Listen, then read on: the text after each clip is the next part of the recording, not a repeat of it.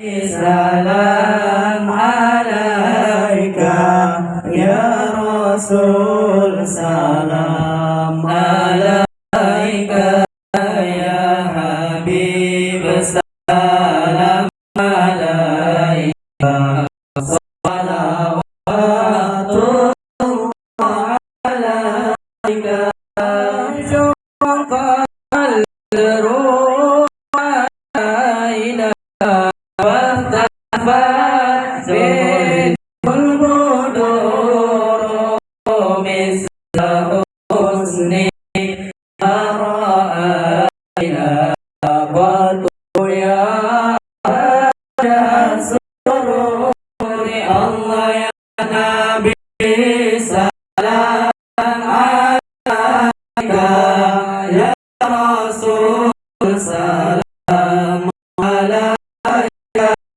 ya Habib, salam alaika, salawatullah alaika, syamsun anta badrun anta nurun fawqa nuri anta irsi anta misbahus sururi Allah ya Nabi, salam alaika ya Rasul, salam alaika ya Habib, salam alaika,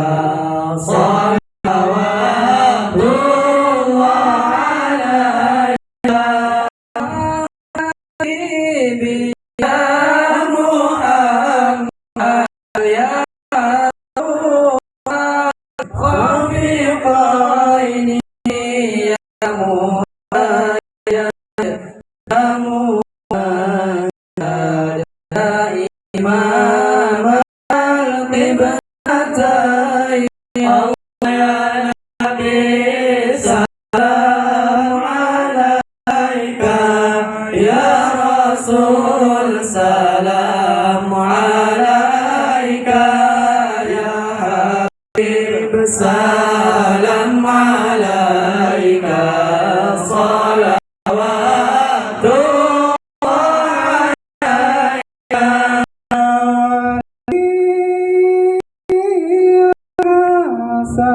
salati ya fi darajati kafir anni ya dhuba wa ajra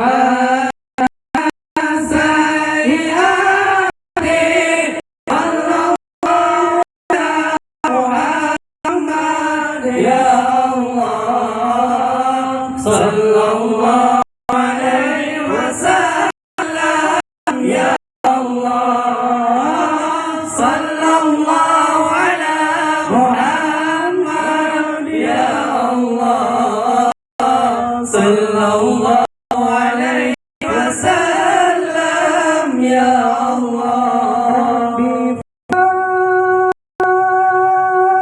arhamna jami'an wa'fu anna sayyi'ati rabbi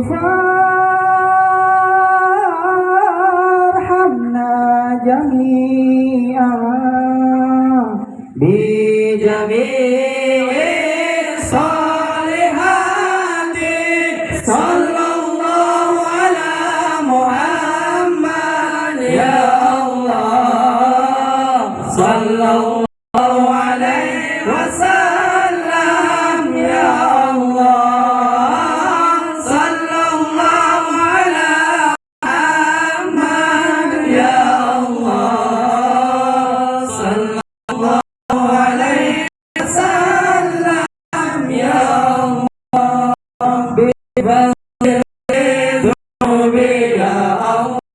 bi Bibarakatil hadi Muhammad ya Allah, Rabbi farhana ya Allah, bibarakatil hadi Muhammad ya Allah. Qala al-badru alaina min saniyyatil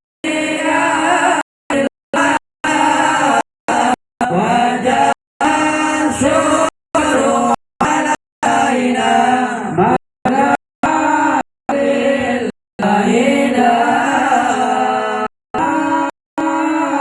marhaban ya marhaban ya nurul aini, marhaban dan Husain, marhaban marhaban. Sallallahu ala Muhammad, sallallahu alaihi wasallam, sallallahu ala Muhammad ya Rabbi salli wa sallim ya Nabi salam alaika ya Rasul salam alaika ya Habib salam alaika salawatullah alaika ala Nabi Muhammad.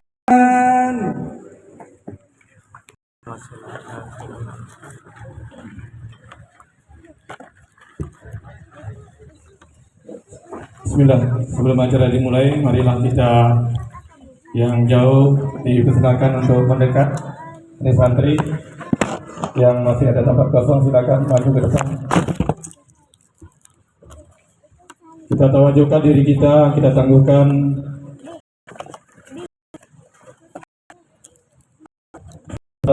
kesibukan kita dengarkan dengan sungguh-sungguh, dengan seksama apa yang disampaikan oleh guru kita Kiai Muda Gus Mahmudul Hasan, pengasuh Pondok Pesantren Al-Fatah Temboro, Jawa Timur. Yang di belakang silakan ke depan dengan teman, bapak, ibu-ibu yang di Pondok Putri untuk segera merapat ke depan.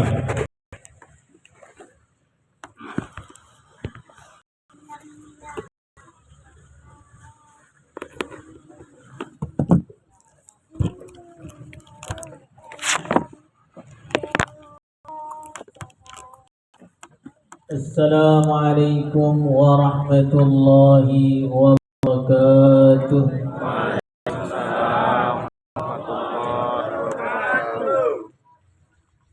Innal hamdalillah nahmaduhu wa nasta'inuhu wa nastaghfiruh wa nu'minu bihi wa natawakkalu alayhi wa na'udzu billahi min shururi anfusina ومن سيئات أعمالنا من يهده الله فلا مضل له ومن يضلل فلا هادي له أشهد أن لا إله إلا الله وحده لا شريك له وأشهد أن سيدنا ومولانا وسندنا محمدا عبده ورسوله. اللهم صل وسلم وبارك على سيدنا ومولانا محمد وعلى آله وأصحابه وذرياته والتابعين لهم بإحسان إلى يوم الدين.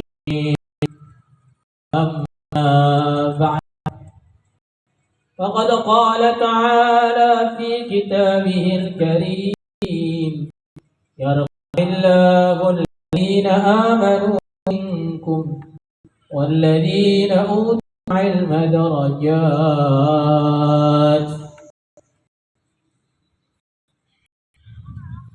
Hadirin hadirat, para bapak, para ibu, para ustaz, para wali santri, para santri, tokoh-tokoh masyarakat yang hadir di majelis ini yang saya hormati dan saya muliakan.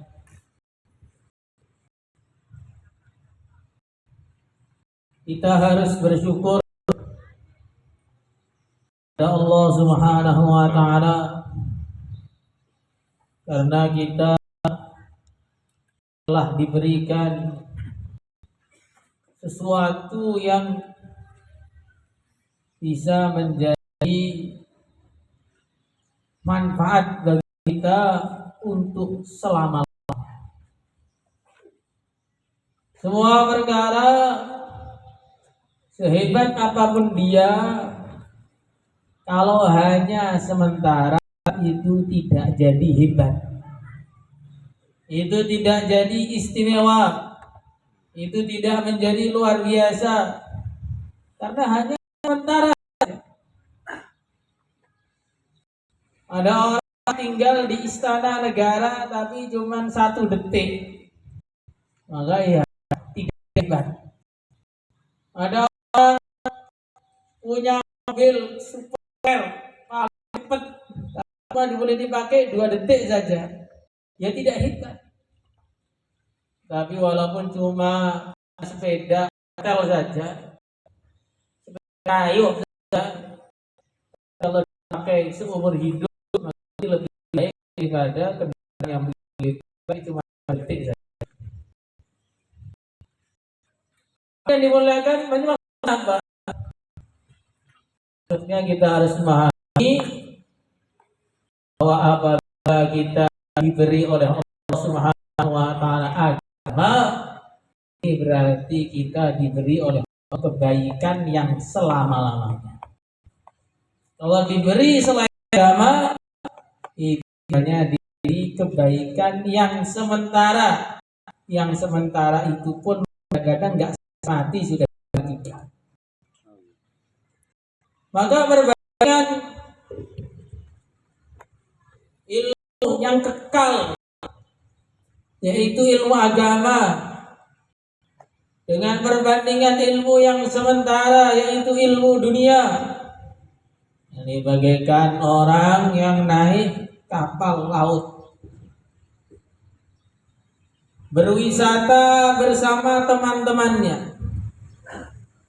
Ini orang-orang para mahasiswa ini berwisata bersama teman-temannya naik kapal laut. Nah, kodanya orang tua yang tidak pernah sekolah. Maka para mahasiswa ini merasa lebih hebat, merasa lebih istimewa, merasa memiliki sesuatu yang tidak dimiliki oleh nahkoda, sehingga akhirnya mereka datang satu persatu untuk mencaci maki nahkoda tadi. Kalau orang datang kepada nahkoda,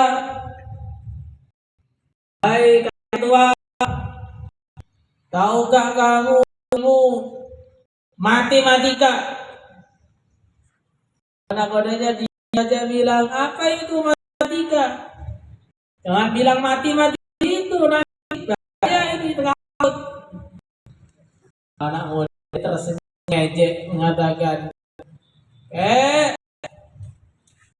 sekarang nggak tahu matematika, rugi kamu.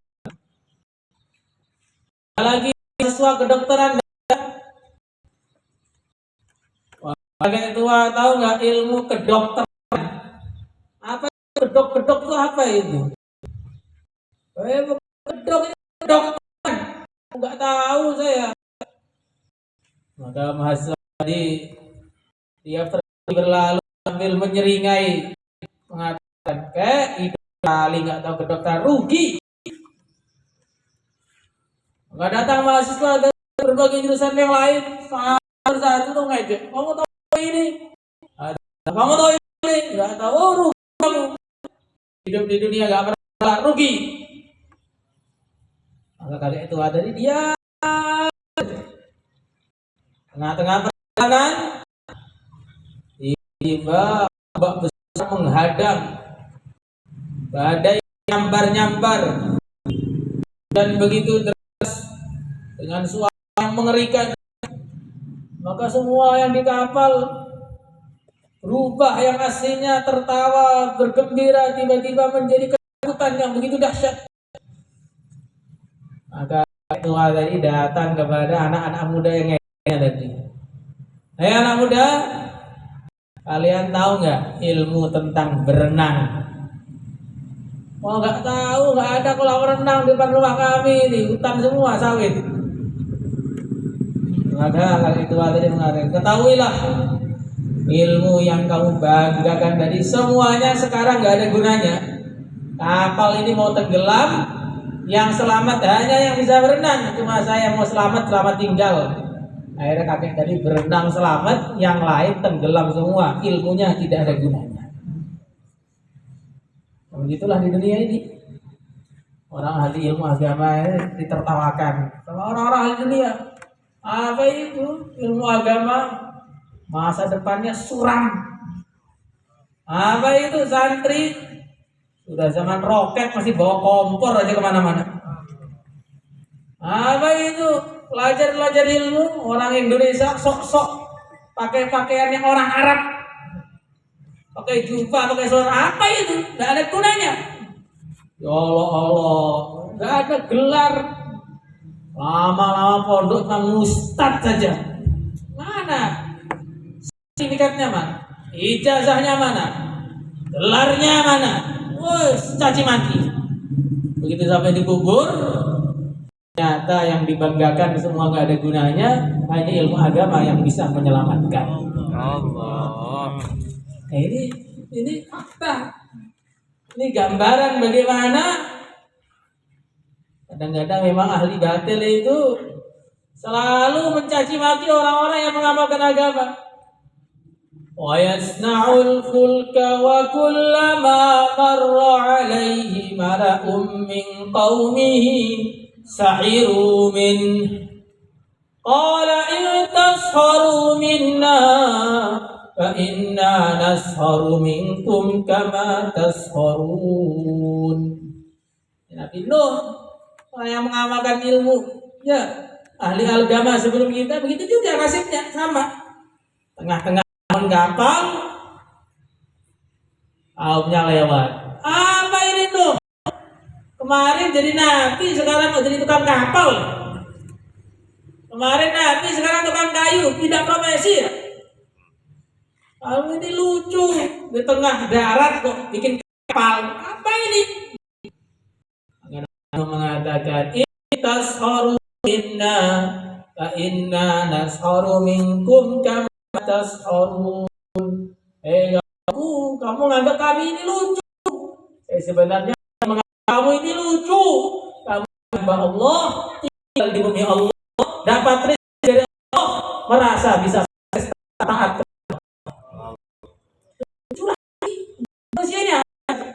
Manusia hanya tetes air mani. Manusia ini apa sih? Manusia ini hanya tanah liat saja. Manusia apa sih? Manusia sesuatu perkara yang enggak apa-apa. Manusia yang lemah, kok beraninya menantang Allah Maha Kuasa. Bukan hanya Allah. Kalau cuma menantang Allah itu banyak. Kadang-kadang orang iman juga gak sholat itu juga bagian dari menantang Allah. Ada yang lebih keliru lagi. Menantang Allah, perasaannya sukses dengan cara menentang Allah. Parah lagi. Menantang itu sudah satu kesalahan besar.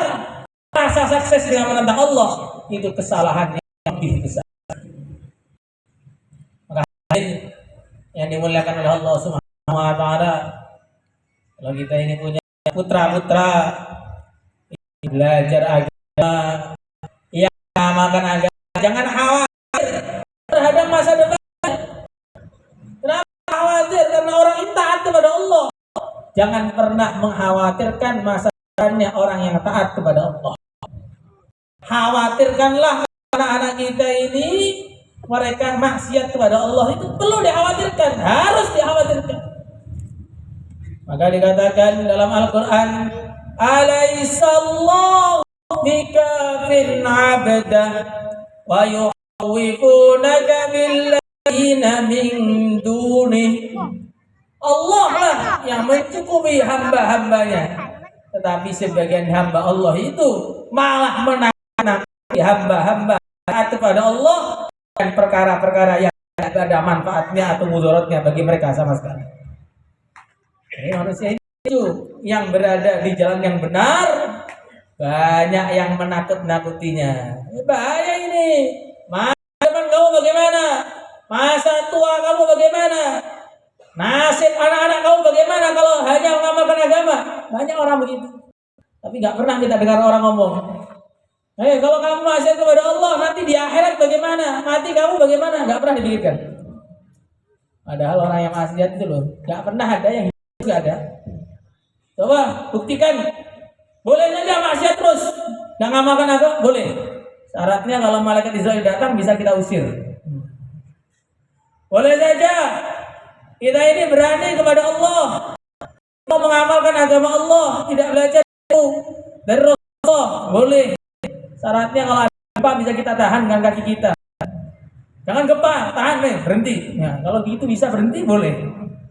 Sayang ini agar negara sudah maju seperti Jepang, negara sudah maju seperti Amerika, angin datang dikit saja sudah bingung semua. Bumi bergetar dikit saja sudah bingung semua. Lah begitu kok berani-beraninya menentang Allah itu modal apa kita itu hadirin yang mulia. Maka hadirin yang dimuliakan oleh Allah Subhanahu wa taala, kita harus merubah mindset kita. Harus mengubah pola pikir kita. Yang dulu punya pola pikir khawatir kalau anaknya hanya ngamalkan agama saja mau jadi bagaimana? Sekarang kita harus kalau anak saya dan diri saya gak ngamalkan agama, nasibnya di akhirat bagaimana? Ini harus dirubah begitu. Selagi wali santri ini belum punya pikiran yang seperti itu, maka nanti punya anak belajar agama itu nanti nggak merasa bangga sama sekali. Punya anak orang-orang yang hafid Quran itu nggak syukur sama sekali. Apa hafid Quran nggak bikin saya kenyang? Hafid Quran nggak datangkan uang. Ini belajar agama malah menghabiskan dana dan biaya saja. Nanti jadi seperti itu pikirannya. Kenapa? Karena memang pikirannya, mindsetnya itu hanya dunia saja, masih di bawah tempurung. Tapi kalau pikiran kita sudah akhirat, jangankan kau lihat anak hafid Quran, lihat anak punya pemahaman satu masalah ilmu saja kita akan syukuran besar-besaran. Seperti yang terjadi pada seorang raja yang dia punya anaknya ini beban masuk ke pesantren selama 10 tahun. Emang anaknya ya apa saja nggak paham. Maka akhirnya suatu hari raja ini bersurat kepada kiai, saya mau berkunjung, anak saya 10 tahun tempat tuan, saya pengen berkunjung, mau melihat hasil dari belajarnya anak. Maka pesantren itu menyambut besar raja yang mau gitu sampai sudah di hadapan semua orang ditanya sama raja, anakku, selama 10 tahun ini apa yang sudah kau pahami? Maka anaknya diam saja, lama, tidak ada ingat. Setelah ditunggu sekian lama, gurunya sudah dengar semua. Waduh, ini udah nyantol sama sekali pemahamannya. Maka sang ayah setelah lama mikir, nyantol satu hal. Iya Pak, saya tahu orang ini tidak boleh sholat. Maka ayahnya langsung sujud syukur membuat selamatan satu negara diundang selamatan. Selamatan anak saya tahu satu hal, satu masalah dari ilmu agama. Ini lebih mahal daripada dunia segala isinya. Apa raja tadi paham seperti itu? Pikirannya sudah dirubah. Gimana kalau mengamalkan agama, dia beruntung, akhirnya dia bisa selamatan gara-gara anaknya paham satu masalah dari ilmu agama. Tapi karena dia belum punya kepahaman seperti itu, anaknya hafid Quran pun syukuran Pak hafid Quran belum. Kalau sudah bisa ngimami dapat gaji nanti syukuran. Ini jadi bapaknya ini belum ahli agama, akhirnya malah menjerumuskan anaknya bareng-bareng masuk neraka. Maka hadirin yang dimuliakan oleh Allah Subhanahu wa taala, inilah tujuan perkumpulan kita ini sama-sama. Bukan hanya mau duduk saja, bukan hanya mau makan nasi saja, bukan hanya menghabiskan waktu luang di siang hari saja, tidak. Tapi kita ini pengen berubah cara berpikir kita, pengen berubah pandang hidup kita, sehingga betul-betul punya keyakinan bahwa orang yang mengamalkan agama itu orang yang beruntung, orang yang tidak mengamalkan agama itu orang yang betul-betul buntung, betul-betul rugi yang sebenarnya. Kalau tetap tidak bekerja, ya nanti dia akan tahu. Tapi kalau di akhirat, ya tahu itu sudah nggak ada gunanya. Ada sebagian orang, apa itu akhirat? Kita itu yang nyata-nyata aja. Kita itu yang nyata-nyata saja. Gak usah bicara-bicara akhirat. Kita itu yang nyata-nyata saja. Ini adalah sebodoh-bodohnya Allah yang seperti itu. Yang cerita itu siapa? Yang cerita akhirat bukan para ustadz. Cerita akhirat bukan para ulama. Yang cerita akhirat bukan kiai. Cerita akhirat dari Nabi, para Rasul. Semuanya punya isi sama, semua punya daya yang sama. Itu setelah dunia adalah akhirat. Dan apa yang mereka sampaikan, terutama yang disampaikan oleh Muhammad sallallahu alaihi wasallam, terjadi semuanya. Hanya Sayyidina Hatim bin At-Tai, ketika beliau masuk Islam, maka Nabi mengatakan, wahai Hatim, kalau kamu nanti umurmu panjang, kamu akan melihat ada penunggang onta, wanita yang menunggang onta berjalan dari Hira menuju Mekah orang diri tanpa ada yang mengganggu. Padahal zaman dulu jangankan wanita, laki-laki keluar dari rumah saja bisa nggak balik karena banyaknya preman, begal dan sebagainya. Kemudian kalau Hatim, kalau umurmu panjang, kamu akan melihat bendahara-bendahara, gudang-gudang Kisra bin Hurmuz, raja yang terbesar sepanjang masa, akan diinfakkan fisabilillah. Dan wahai Hatim, kalau umurmu panjang, kamu akan melihat harta melimpah ruah, orang sedekah pada nggak ada yang mau terima. Maka ketika Sayyidina Hatim menjelaskan hadis ini kepada murid-muridnya, beliau mengatakan, saya telah melihat sendiri seorang wanita berangkat dari Hira sampai ke Mekah. Tidak ada yang mengganggunya, aman dan damai saja. Dan saya juga termasuk bagiannya orang-orang yang membuka Persia, gudang-gudangnya saya bagi-bagi kepada orang Islam fisabilillah. Dan nanti pasti yang ketiga akan terjadi, yaitu harta melimpah ruah sampai orang sedekah nggak ada yang menerima. Maka seorang ulama ketika menjelaskan hadis ini, beliau mengatakan, inilah orang cerdas. Disampaikan Nabi 3 perkara, yang 2 sudah terjadi, yang ketiga belum. Maka beliau yakin walaupun terjadi pasti akan terjadi. Maka kita ini harus juga yakin. Tapi sudah nyampaikan tentang akhirat, walaupun akhirat itu belum kita datangi, maka kita harus yakin akhirat itu memang ada dengan sebenar-benarnya. Kalau nggak nunggu begitu, nah maka ini iman kita ini nggak tahu ini iman 5 watt atau iman kadang-kadang nyala, kadang-kadang hidup, kadang-kadang keluar, kadang-kadang masuk. Nah, kalau pas keluar nyawanya ikut keluar, naudzubillah. Nah, kalau iman kita tadi sudah benar seperti itu, maka nanti kita ini lihat anak di pesantren itu syukur, seneng, gak pengen anaknya pulang tuh, gak pengen. Pengennya ketemu anak di surga saja sudah cukup. Nah, ketemu di dunia, kalau akhirnya berpisah, satu di surga, satu di neraka, apa gunanya? Di dunia nggak ketemu, asal nanti di surga bisa kumpul bersama. Itulah keistimewaan yang sebenarnya. Ada wali santri yang pikirannya sudah maju, pikirannya sudah maju, nggak seperti kita. Dia mendengarkan ceramah di pesantren. Siapa yang pengen anaknya jadi orang yang soleh, maka jadikanlah anaknya seperti Sayyidah Maryam. Yang mana Sayyidah Maryam ini oleh orang tuanya sudah diwakafkan untuk Allah. Inni nadartu laka ma fi batni muharrara. Sayyidah Hannah sudah menadarkan, ya Allah, kalau anak saya lahir muharrar ini ya Allah, sudah saya lepaskan dari segala urusan dunia hanya untuk Engkau.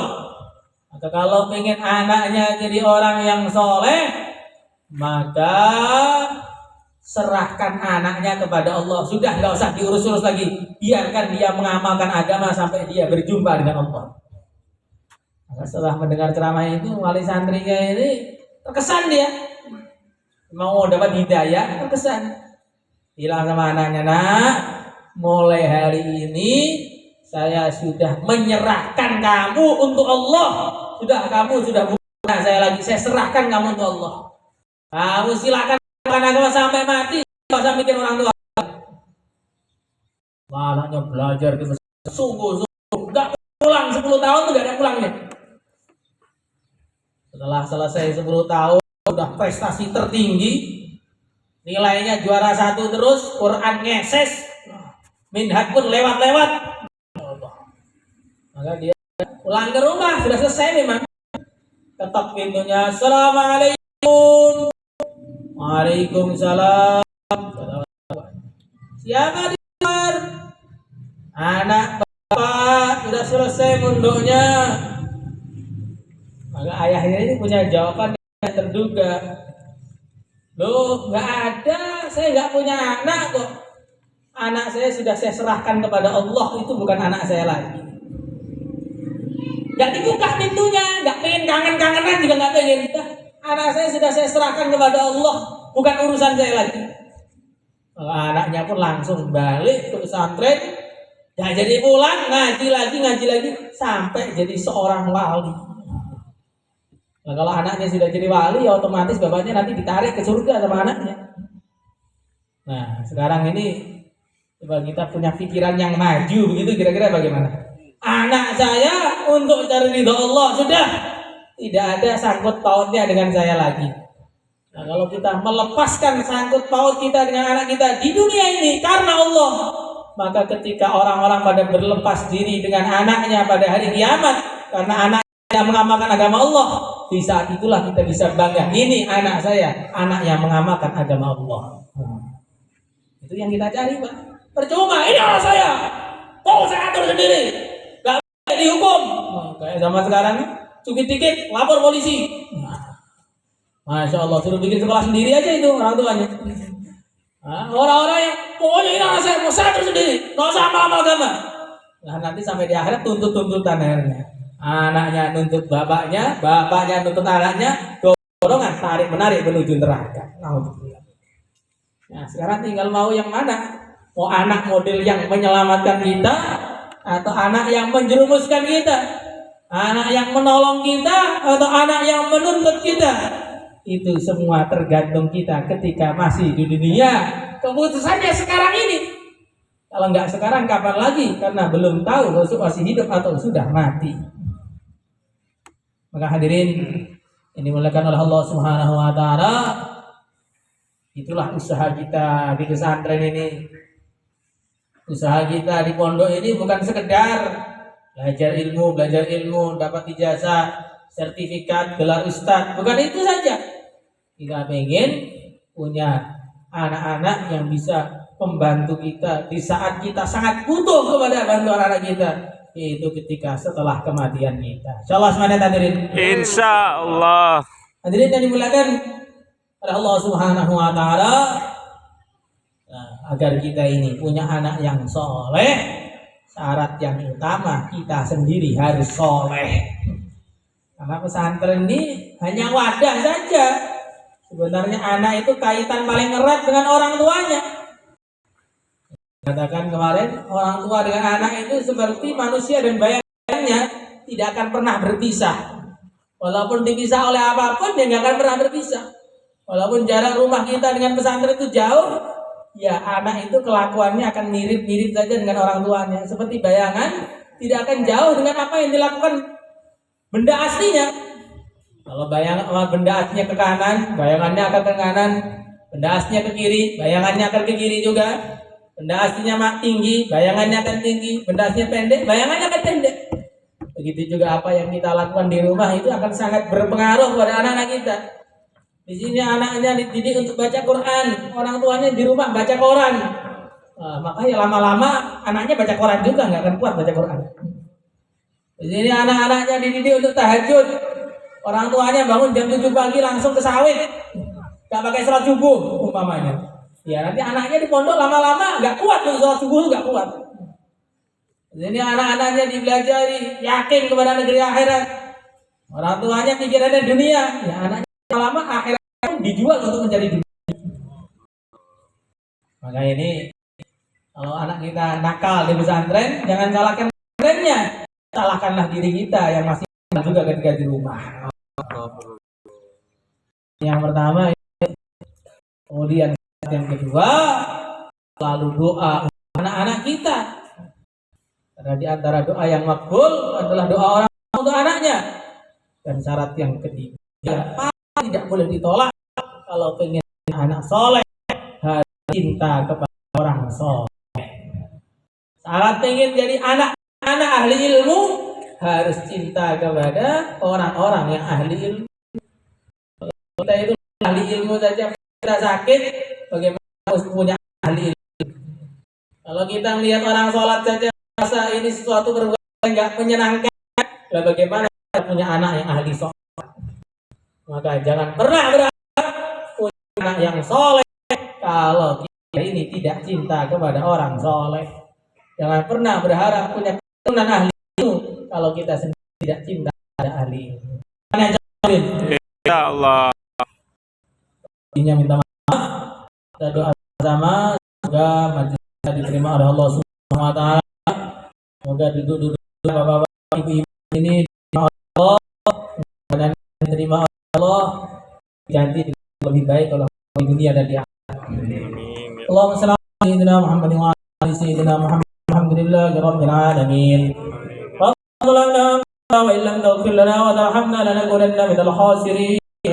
Rabbana la tuzigh lilladzi kafaru waghfir lana rabbana innaka antal azizul hakim. Allahumma anfa'na bima 'allamtana wa 'allimna ma yanfa'una wa zidna 'ilma. Alhamdulillah ala kulli hal. A'udzu billahi min an-nar. Allahumma barik fi ma'ahidina wa madarisina wa marasina wa masajidina. Barik lana fi ta'allumina wa ta'limina wa tadbirina. Lana fi ara'ina wa qawlina wa hudwana. Barik ya Allah fi a'malina wa a'malina wa awqatina. Ya Allah bi a'malina wa amwalina. Ya Allah bi ahlina wa dhurriyyatina wa talabidina wa tilmidina. Barik ya Allah bi hurujina wa fi qamina. Barik ya Allah fi sukunina wa fi kalamina. Barik ya Allah fi harakatina wa fi sakanatina. Barik ya Allah fi hayatina wa fi ma ba'da mautina. Barik ya Allah fi hayatina wa fi ma ba'da mautina. Barik ya Allah fi hayatina wa fi ma ba'da mautina. Innaka ala kulli syai'in qadir wa bil ijabati jadir. Allahumma anfa'na bima 'allamtana wa 'allimna ma yanfa'una wa zidna ilma. Alhamdulillah ala kulli hal wa na'udzu min hali النار. وجعلنا وأولادنا وأهل بيتنا وذرياتنا وتلامذة تلميذاتنا من أهل العلم والخير والسعادة. وجعلنا وإياهم من أهل الجهل والشر والسخاوة. اللهم اجعلنا وإياهم من العلماء الأدباء الفقهاء الأتقياء المخلصين المخلصين الهادين المهديين غير الضالين ولا المضلين المحمودين المقبولين عندك وعند خلقك أجمعين بدون حد ولا بلية مجرد فضلك العظيم شفاعة رسولك الكريم إنك أنت الله البر الرحيم. ربنا آتنا في الدنيا حسنة وفي الآخرة حسنة وقنا عذاب النار.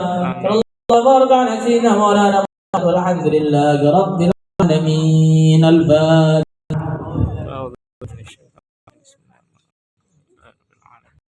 Kurang lebihnya minta maaf. Assalamualaikum warahmatullahi wabarakatuh.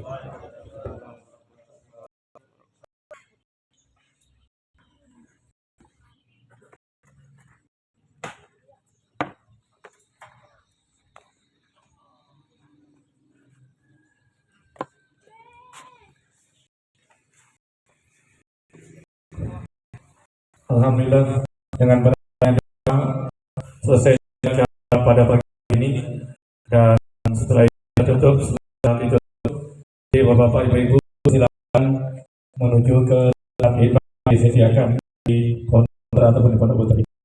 Bila itu wal hidayah kita pada majelis subhanallah wa hamdihi subhanakallah wa hamdika asyhadu an la ilaha illa anta astaghfiruka wa atubu ilaik. Assalamualaikum warahmatullahi wabarakatuh. Waalaikumsalam.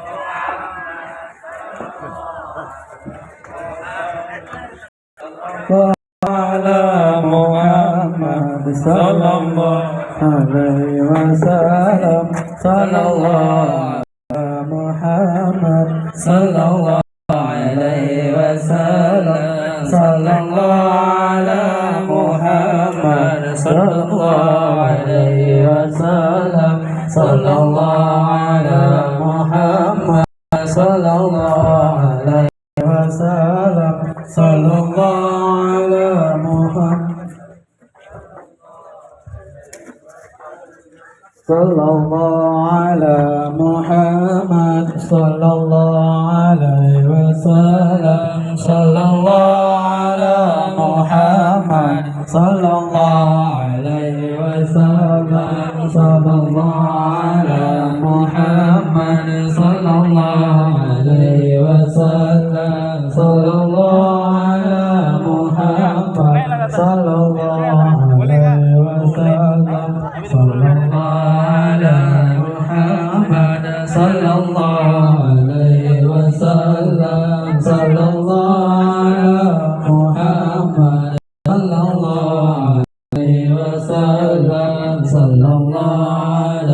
Muhammad sallallahu alaihi wasallam, sallallahu ala Muhammad sallallahu alaihi wasallam, sallallahu ala Muhammad sallallahu alaihi wasallam, sallallahu ala Muhammad sallallahu alaihi wasallam, sallallahu ala Muhammad sallallahu alaihi wasallam.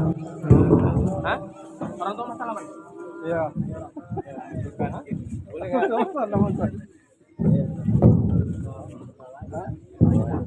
Kata mereka tuh. Nanti rubuh pula.